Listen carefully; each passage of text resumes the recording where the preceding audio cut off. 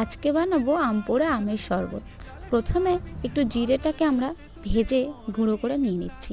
তারপরে নিয়ে নেব একটা গন্ধরাজ লেবু, আর এই যে আম পোড়া, চিনি, নুন, এগুলো স্বাদ মতো তো লাগছেই। প্রথমে আমটাকে আমরা ভালো করে ছাড়িয়ে নেব। এটা সেদ্ধ আম দিয়েও করতে পারেন, কিন্তু পোড়া আম দিলে টেস্টটা আরও সুন্দর হয়।